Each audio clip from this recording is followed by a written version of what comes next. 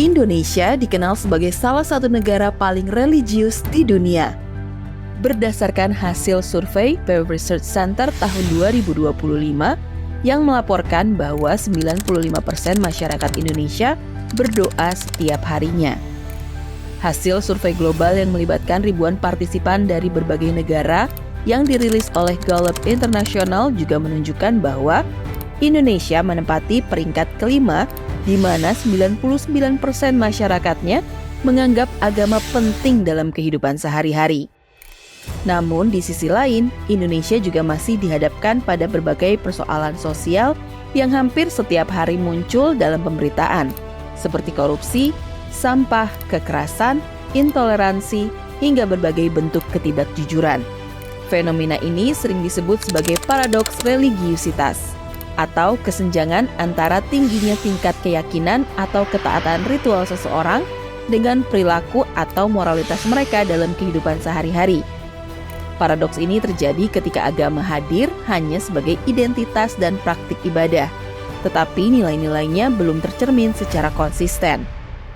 Fakta menarik lainnya adalah sebuah penelitian pada tahun 2024 pernah memeringkat negara-negara di seluruh dunia tentang bagaimana nilai-nilai Islami tercermin dalam hal pembangunan ekonomi dan manusia, hukum dan pemerintahan, pendidikan dan pengentasan kemiskinan, HAM dan politik, serta keadilan. Menariknya, hasil penelitian tersebut mengungkap bahwa 10 negara paling Islami justru tidak datang dari negara mayoritas Muslim, yaitu Irlandia, Islandia, Selandia Baru, Denmark, Belanda, Swedia, Swiss, Finlandia, Jerman, dan Norwegia. Satu-satunya negara mayoritas Muslim dengan peringkat terbaik adalah Malaysia di posisi ke-41 dan Uni Emirat Arab di posisi ke-52. Indonesia sendiri ada di posisi ke-56. Pertanyaannya, mengapa ada kesenjangan antara ritual beragama dengan kenyataan sosial, ekonomi, dan dalam kehidupan sehari-hari suatu bangsa? Apakah ritual agama ini hanya berperan sebagai simbol dan dilakukan untuk menggugurkan kewajiban? Mari kita simak bersama dalam tayangan episode berikut ini.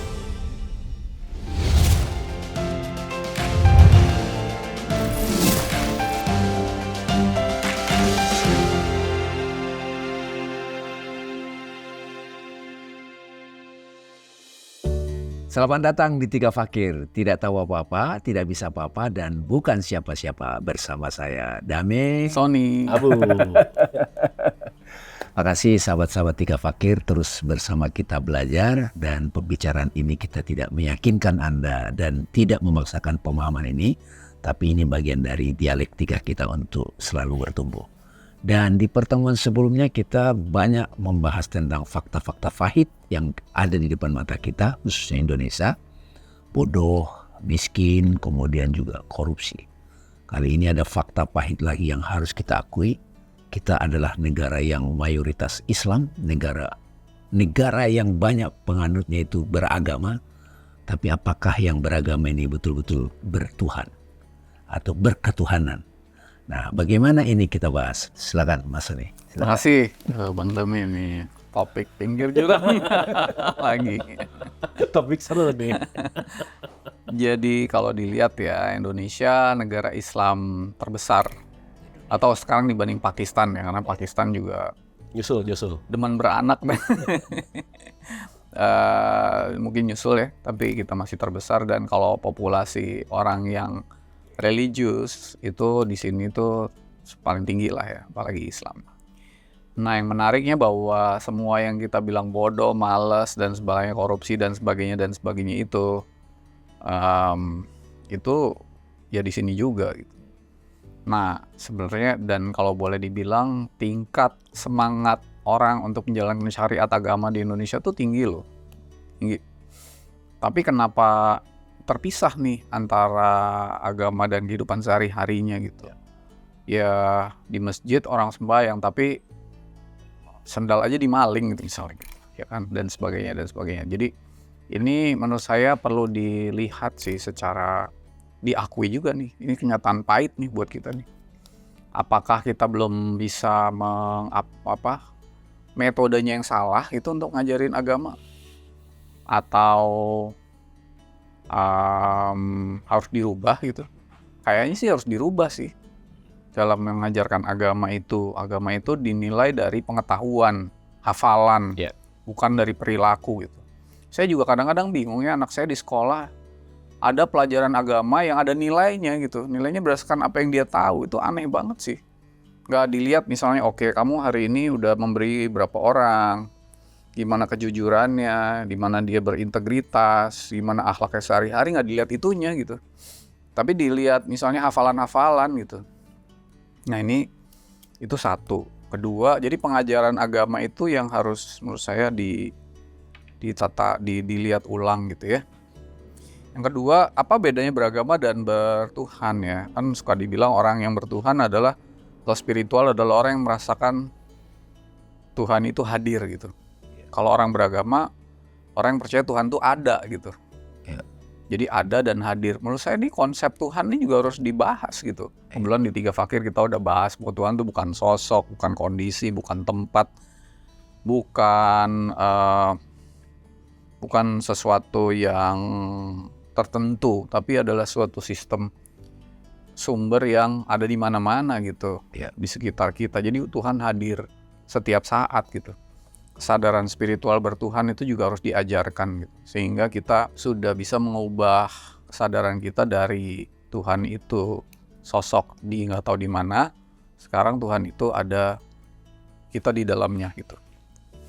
Nah yang ketiga yang menurut saya perlu juga adalah masyarakat kita tuh memisahkan antara syariat agama atau beragama dan kehidupan sehari-hari gitu. Giliran ada azan, langsung ke masjid. Setelah selesai jualan berasnya curang gitu, timbangannya dikasih besi gitu misalnya. Tapi sholatnya rajin gitu misalnya. Itu kan dia ngaku bahwa dia taat beribadah, rajin sholat dan sebagainya, tapi kehidupan sehari-harinya nggak mencerminkan. Jadi memisahkan antara agama dan kehidupan sehari-hari, misalnya ini sembahyang, ini di luar sembahyang, ini di masjid, ini enggak. Ini pelajaran matematik tuh pelajaran bukan agama, tapi pelajaran ngaji itu agama. Padahal kan ya mau matematik mau ngaji semuanya itu adalah ibadah gitu kan. Seorang dokter menjadi dokter yang baik tuh ibadah gitu. Ibadah tuh mempersembahkan segala sesuatu dalam hidup ini untuk persembahan yang indah kepada Tuhan kan. Kepada bos kita gitu. Bos kita ya Tuhan gitu, bukan siapa-siapa. Jadi jangan dipisah. Kalau lagi berdoa itu sama Tuhan. Keluar berdoa enggak. Meditasi juga gitu. Kalau meditasi lagi merem sama Tuhan. Begitu melek udah gak ketemu Tuhan lagi gitu. Jadi dipisahin gitu. Nah bagaimana membongkar pemisah antara spiritual dan non-spiritual, religius dan non-religius gitu. Dibongkar gitu. Jadi semuanya ya satu. Ya inilah beragama gitu. Dalam segala hal gitu. Jadi tidak terjadi pemisahan gitu. Jadi menarik ya. Negara sekuler adalah negara yang memisahkan agama dengan kehidupan sehari-hari. Nah kita nih negara agama apa negara sekuler gitu. Kalau kita negara agama yang benar, maksud negara agama tuh bukan negara agama kayak orang yang beragama lah. Iya, itu berspiritual, ini nggak dipisahkan gitu. Ini jadi satu. Bahwa seseorang yang tukang nasi goreng misalnya, dia harus masak nasi goreng yang terbaik gitu. Karena jualan nasi goreng tuh ibadah kepada Tuhan gitu. Ibadah gitu. Kalau nasi gorengnya nggak enak, berarti ibadahnya nggak benar gitu. Misalnya gitu. Seorang ASN harus jadi ASN yang baik gitu. Seorang apapun dalam profesi apapun itu ibadah gitu. Ibadah itu semuanya, keseluruhan. Seluruh hidup. Ya kalau sholat kan coba ya, ngomongnya gitu. Sholati wa nusuki wa ma'yamatillah rabbil. Tapi sehari-harinya bukan ibadah gitu. Ya. Jadi kesadaran spiritual harus dibawa dalam kehidupan ya. Satu. Gimana Kang Abu? Beragama tapi tidak bertuhan gitu ya. Mulai dari mana nih? terlalu banyak. Terlalu banyak gitu. Mungkin saya mau cerita dari pengalaman pertama kali melakukan riset gitu ya, di mana di tahun 2010 tuh dapat satu riset dari ada satu profesor Hosen Askari namanya, yang dia meneliti tentang negara paling Islami. Jadi dalam perspektif ini di penelitian dia gitu, kebayang nggak Bang Damai, Indonesia negara yang paling banyak, kita tuh cuma beda 2 juta sama Pakistan ya, susul-susulan gitu sih sebenarnya. Tapi di tahun 2010 nomor 1 yang jadi negara paling Islami itu New Zealand. Indonesia 140, Arab Saudi 91, 2022 kemarin itu Denmark, 2024 itu Irlandia.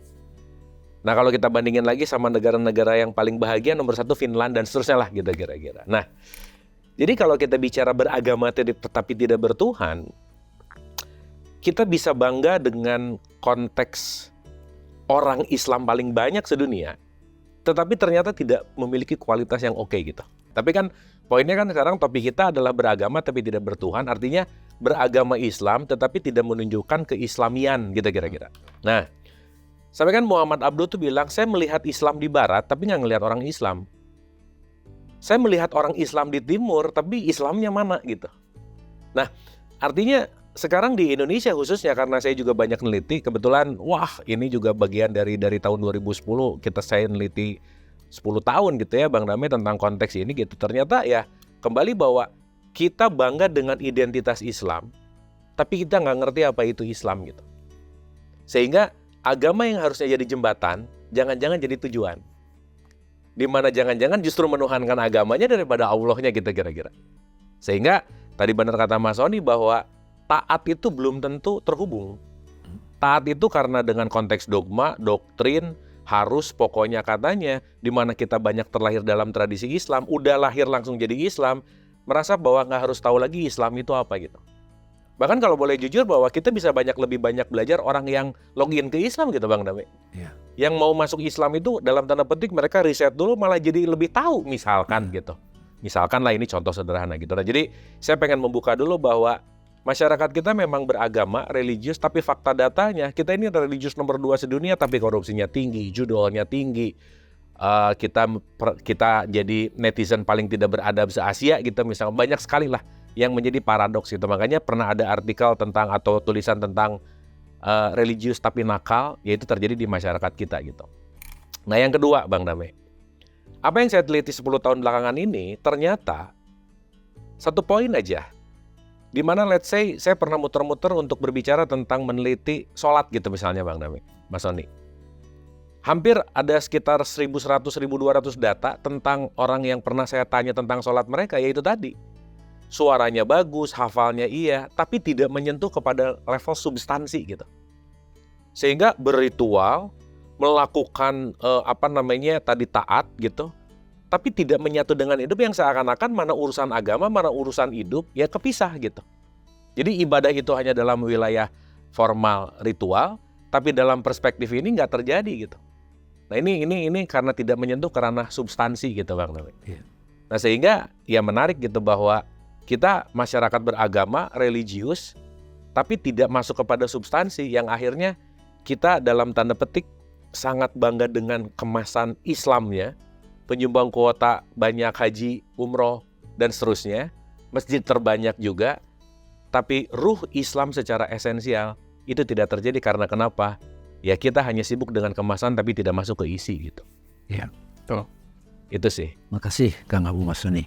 Saya melihat gini Kang Abu, saya jadi teringat pengalaman saya waktu dididik oleh guru atau ustadz agama Islam itu apa.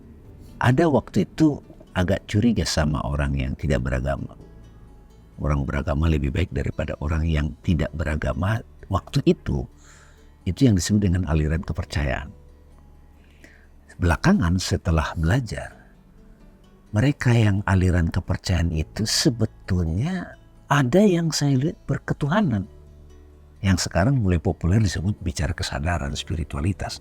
Lebih fokus pada substansi. Tapi dia tidak menunjukkan beragama yang nampak ritual. Tapi dia penghayat gitu. Penghayatan terhadap ketuhanan itu, sehingga itu menampilkan perubahan perilaku. Nah kalau dalam konteks sekarang ini anak-anak muda itu kan agak curiga nih sama agama ini nih. beda agama berantem, di internal agama beda mazhab jadi berantem gitu. Jadi harus diakui fakta ini, kalau beragama yang sifatnya ritual formal tidak menolong kehidupanmu untuk bermanfaat, kemudian juga berketuhanan tadi, itu ada yang salah tuh dalam cara kamu beragama. Kita tidak katakan agamanya salah, Betul. karena dia sudah teruji ribuan tahun kan gitu kan. Tetapi ada satu konteks, kamu beragama itu nggak nolongin kamu, nggak membuat kamu jadi lebih baik gitu misalnya gitu. Jadi di sini kan kita akan sedang memberikan satu penyadaran, satu sisi ada orang beragama, dia memisahkan kehidupan beragama dengan kehidupan sehari-hari, tapi satu sisi lagi ada orang dia nggak terlalu religius, nggak agamais lah gitu, nggak agamawan, tidak religius, tapi dia berketuhanan, ya kan, gitu. Jadi yang substansi yang mana nih, agamanya atau berketuhanannya kan gitu pertanyaannya. Kan dalam konteks begini kan berketuhanannya itu lebih substansial, karena itu dia terhubung kan, bahwa cara dia menjaga keterhubungan dia itu dengan ketuhanan itu yang selalu hadir itu. Ya muncullah dia di situ ada metode kan. Nah metodenya itu kan yang menjaga dia supaya tetap berketuhanan. Bahkan metode itu dia bawa dalam kehidupan sehari-hari. Nah jadi di sini gimana menurut Kang Abu? Benar nggak orang yang beragama itu efektif membuat dia berubah gitu? Oke. Saya sih ngelihatnya gini Bang Dame, bahwa let's say Islam ya. Kita tuh nggak pernah benar-benar memeluk Islam, tapi yang kita peluk itu tafsirnya. Ya. Kan yang nyampe ke kita kan tafsir ya. Sehingga tafsir ini menjadi sebuah kolektif Menurut belief. si A ya. Menurut si A. Iya. Menurut si A, menurut si B gitu. Sehingga let's say di kita tahu bahwa dengan mazhab Syafi'i seperti ini, tapi di tempat lain mungkin mazhabnya beda, kita bisa saling menyalahkan loh sesama Islam nih, nggak usah ngomongin agama yang lain gitu intinya. Nah yang menarik adalah, yang nggak bisa kita tolak adalah kenyataan hidup gitu. As a reality. Di mana agama menelurkan keyakinan, tetapi keyakinan ini kalau nggak sesuai sama realitas, pilihannya cuma ada dua. Apakah aku yang menolak realitas karena aku yakin, atau aku melepaskan keyakinanku karena ternyata nggak sesuai sama realitas gitu. Kan yang berat yang nomor dua nih gitu. Apalagi dengan collective belief yang memiliki sistem kebersamaan lah gitu kira-kira. Nah, era di mana teknologi, era di mana informasi makin menyebar, ini kita nggak bisa lagi menggunakan sistem metodologi lama dengan nakut-nakutin. Kenapa? Karena informasi udah beredar luas gitu Bang Dame. Sehingga kalau tadi Bang Dame bilang bahwa apakah agama masih relevan dan seterusnya, saya rasa kita bisa lihat dalam beberapa perspektif gitu. Toh kalau let's say di Indonesia, ya Indonesia dengan budaya gini kan agama kekentalannya masih tetap diperlukan lah dalam wilayah sosial gitu intinya. Tetapi saya rasa yang paling penting sekarang adalah bukan masalah agama relevan atau enggak. Karena agama juga bagian dari status sosial gitu. Tetapi bagaimana menelaah ulang menggunakan agama dalam kehidupan gitu. Ya, menolong kamu nggak kira-kira itu, ya kan? Betul. Dengan kamu, misalnya lah, kan kalau kita kutip inna sholata tanha, semuanya sholat mencegah dari keji dan munkar. Beneran nggak itu nolong kamu? Kan itu menjadi pertanyaan fundamental. Ya. Ini saya komain sedikit Bang Dame ya, karena kemarin kan kita ngomongin korupsi nih. Coba kebayang nggak? Ini jadi kepikiran satu poin gitu. Kita tuh dari kecil selalu beragama itu memiliki mindset dagang. Kalau kamu sholat, nanti kamu dapat surga. Kamu ngasih 1, nanti dikasih 10. Itu kan jadi kayak transaksional tuh. Sehingga melakukan sesuatu ada transaksional. Berarti kan mindset transaksional itu udah ada sejak agama. Jadi no wonder kenapa ada korupsi, karena balik lagi nih, konteksnya ada di sini. Dan balikin lagi, beragama tetap juga korupsi gitu misalnya. Nah ini kan jadi tidak nyambung antara esensi ajaran agama, di mana doktrinnya itu dipakai tapi tidak merasuk kepada keseharian kehidupan, yang akhirnya apa? Agama hanya dipakai kemasan gitu. Nah jadi kalau balik lagi ke tadi ke Bang Dame, saya selalu bilang bahwa ada identitas, ada kualitas. Agama sebagai identitas, tapi kualitasnya bukan masalah agamamu apa. Karena inti dari konteks kita ini adalah bukan agama kita apa, kitanya yang bagaimana gitu. Nah jadi balik gitu Bang Dame bahwa ya selama kita tidak mempertanyakan sesuatu yang baru, selama kita tidak bisa mengalirkan kepada realitas yang terjadi, maka ya lama-kelamaan konteks si agama ini akan absurd dalam tanda petik. ketika ini tidak berjalan selaras dengan kenyataan itu sendiri gitu. Nah berarti kan bukan masalah agamanya, balik lagi. Sudut pandang kita, bagaimana menyelami agama ini, apakah hanya dalam wilayah kemasan atau isi gitu. Itu sih Bang Nam. Iya. Jadi kalau misalnya dia si individu ini beragama dan itu jadi jalan hidup dia, menolong dia untuk kehidupan sehari-harinya, itu relevan dia kan? Relevan. Iya. Relevan. Nah Mas Sony, saya mau nanya jujur nih. Iya. Ini dari fakta-fakta yang ada. Saya kalau udah bilang mau nanya agak deg-degan saya. Habis itu pakai jujur lagi. Gini, kita kan pernah di Tiga Fakir bahas 7 jalan gitu ya. Ya. Dan itu juga banyak referensinya jelas dari kitab suci. Dan kitab suci itu ya kaitannya sama agama Islam. Ya. Din gitu ya, dinul Islam. Ya. Kalau melihat fakta-fakta, kan ada penganut agama sama ada agama itu sendiri sebagai jalan yang menyelamatkan kan. Itu harus dipisahkan lah. Ya. Dan penganut agama itu akan klaim dia identitas saya ini. Ya. Nah, kalau dalam konteks hari ini, Mas Sony, yang menolong manusia itu beragamanya atau berketuhanannya? Atau bisa bareng-bareng nggak gitu? Iya, jadi Iya kan? Iya.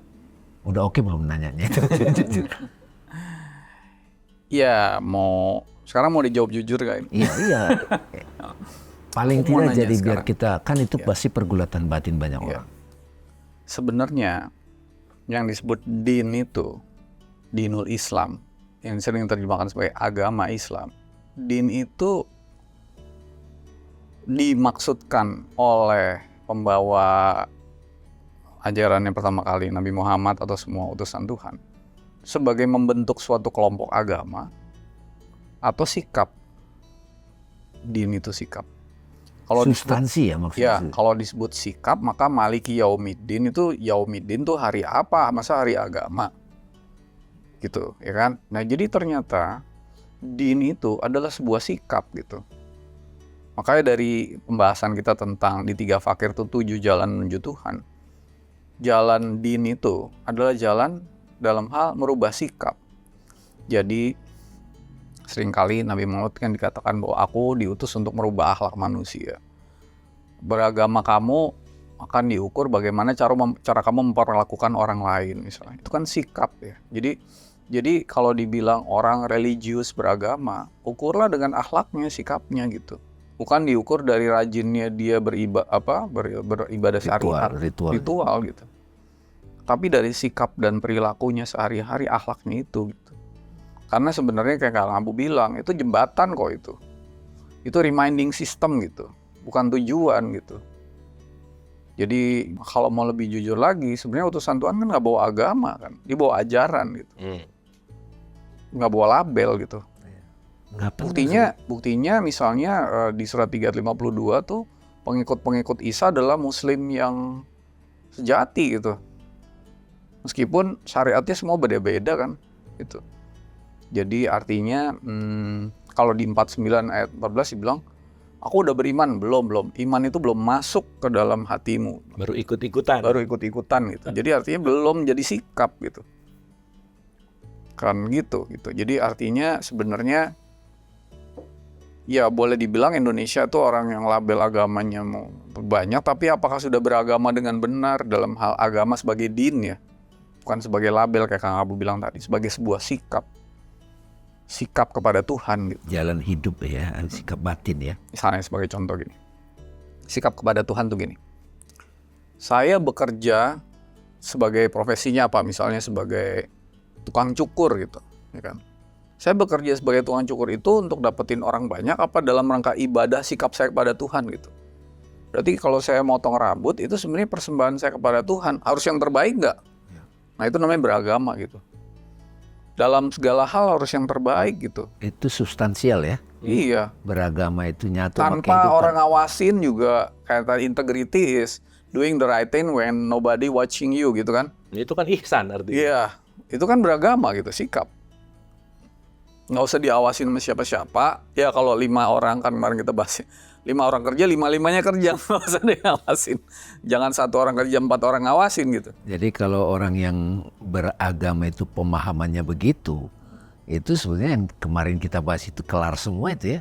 Ya iya. Iya dong kan? Tapi nggak terjadi di negara yang paling banyak orang Islamnya gitu. Itu dia. Itu kan paradoks. Makanya ini kan menjadi substansial Kang Abu. Ya. Ini kan tadi Mas Soni bilang, apakah metode pengajaran yang mesti diubah total Betul. atau bagaimana kan gitu. Betul. Karena kalau ini kita ulang, kita akan mulai, kita protes korupsi, malas, miskin. Ya nyatanya pengajarannya beragama itu ya begitu gitu. Betul. Nah kalau sekarang kan berani nggak ataupun bisa mau memulai nggak, paling tidak pada diri pribadi atau mereka yang punya otoritas sebagai pengajar atau apapun, ini loh intinya agama itu, sikap batin, sikap hidup.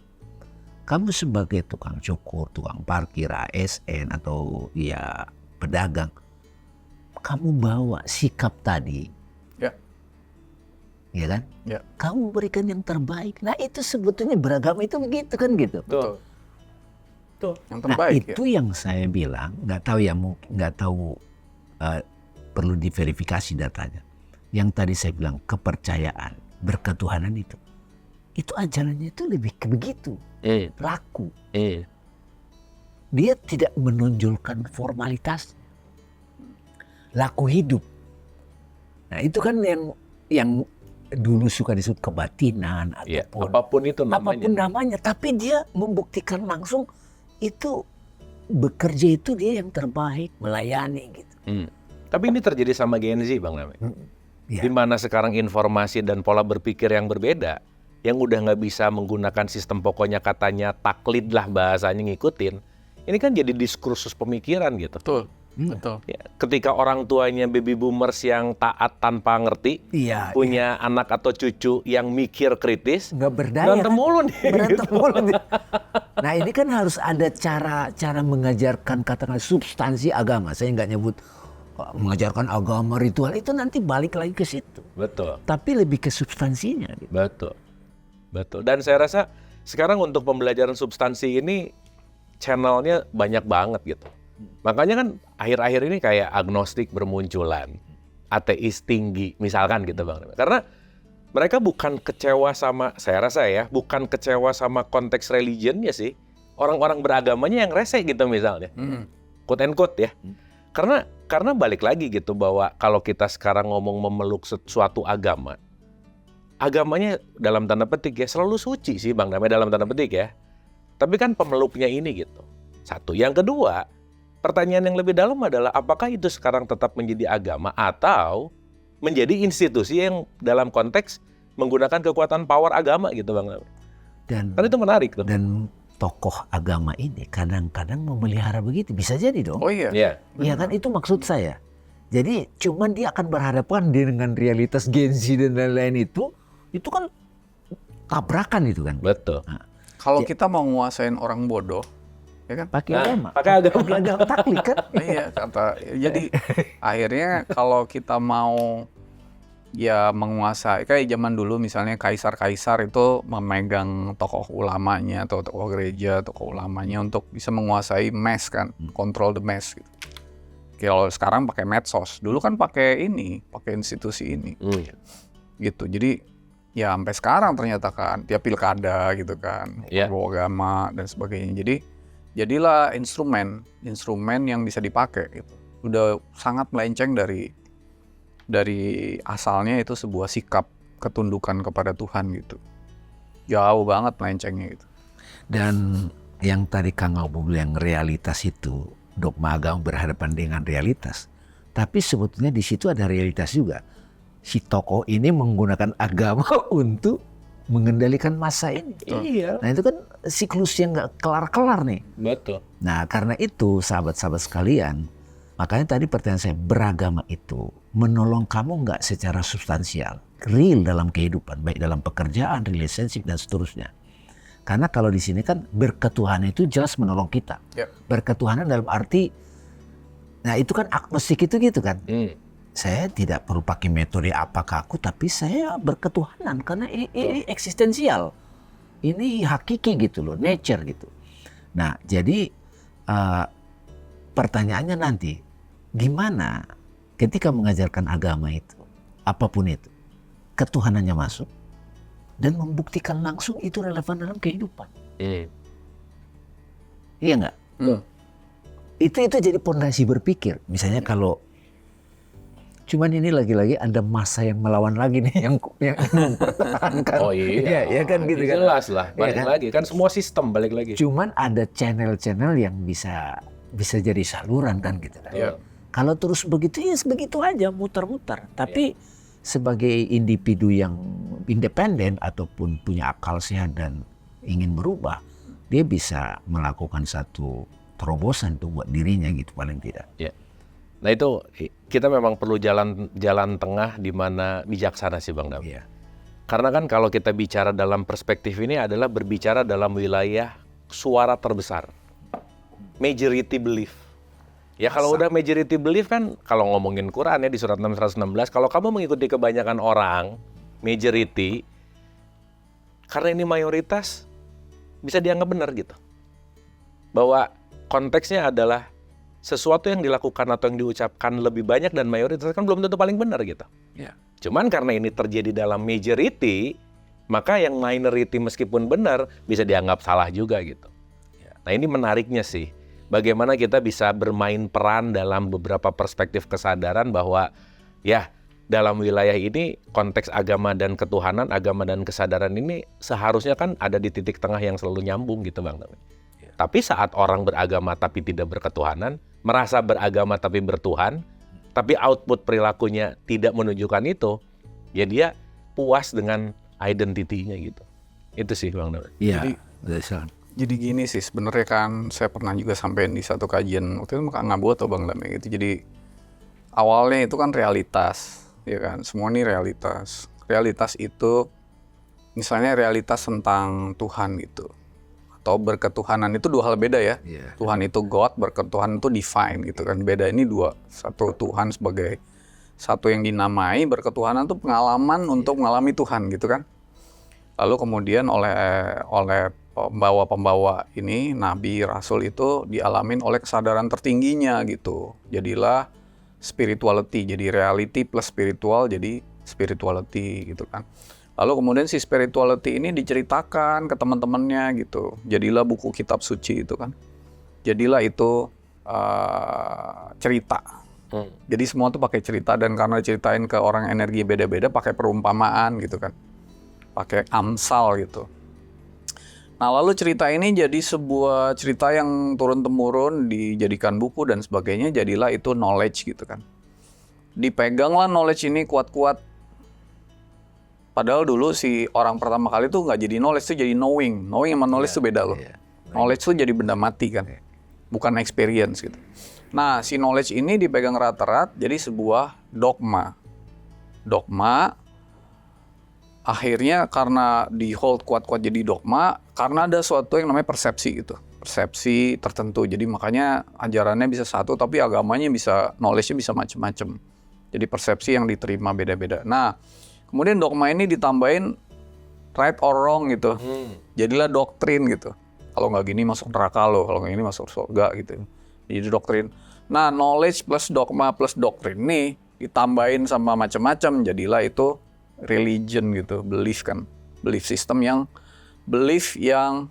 kemudian secara kolektif diambil orang, jadilah agama, religion gitu. Nah agama ini jadi bidang ilmu gitu, jadilah ilmu agama gitu. Jadi jauh banget udah melencengnya dari tadinya realitas. Mengalami Tuhan, which is berketuhanan tadi, dan beragama. Ini udah satu di sini. Berketuhanan tuh waktu Nabi Muhammad utusan Tuhan mengalami ketuhan kan. Beragama adalah udah jauh di sini sebagai sebuah bidang ilmu gitu.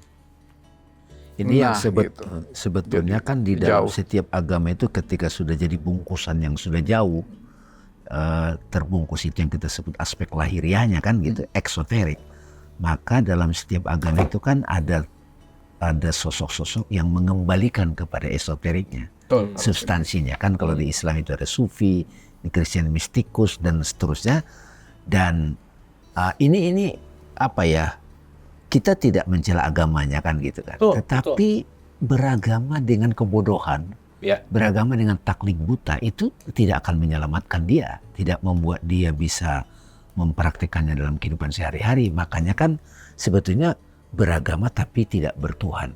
Kan kita yang kata beragama, kamu terhubung kepada pengalaman ketuhanan itu. Orang-orang yang udah nggak percaya, ya udah terlalu terdistorsi dan udah mulai, ini kok orang beragama begini amat sih. Iya. Dogma, doktrin, knowledge itu mau balik ke Ketuhanan mengalami ini. ketuhanan Iya, itu, apa? itu. Spirituality gitu Iya, kan. knowing-nya itu. Balik ke awal lagi gitu kan. Karena kalau dia nggak nyampe kepada ke awal lagi, agama tidak relevan nolong dia. Makanya Kecuali jadi kalau buih aja. aku suka nanya, syarat orang beragama Islam apa? Nomor 1. Akal ini.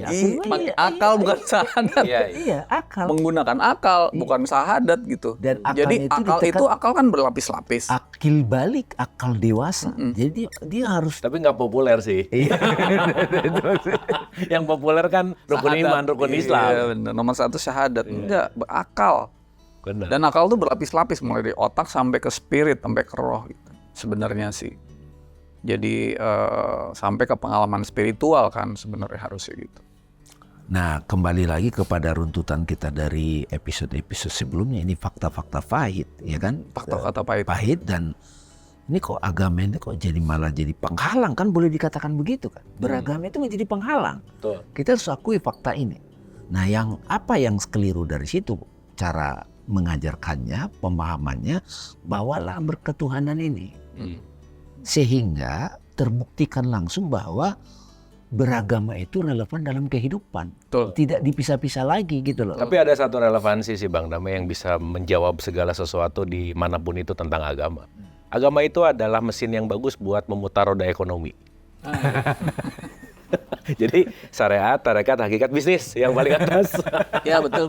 Loh, mau nggak mau ya, Iya. agama tuh bisa ngebuat pohon cemara jadi jutaan harganya. Agama tuh bisa membuat satu area atau satu tempat atau satu masa untuk bisa berbondong-bondong ke satu tempat. Ya umroh haji kan juga mau nggak mau kan ada perputaran ekonomi di situ gitu. Dan ini nggak bisa lepas ya, kan kita mau bicara kurban gitu ya. hewan kurban dan seterusnya gitu. Tetapi poin penting dalam perspektif apapun saya rasa bukan masalah religionnya. Karena si agama ini adalah jembatan, tetapi bagaimana kita menggunakan sari-sari agama ini untuk membawa itu kepada kehidupan sih. Iya. Jadi Itu sih. saya ingin memberikan closing sedikit, teman-teman Tiga Fakir. Beragamalah yang cerdas. Pakai akal. Pakai akal ya. Ya, beragamalah yang cerdas, pakai akal, jangan mau dibodoh-bodohin. Dan beragama yang cerdas membawa Anda kepada ketuhanan, esensi hidup itu, sehingga itu akan menolong kita dalam kehidupan sehari-hari. Sampai bertemu di episode berikutnya.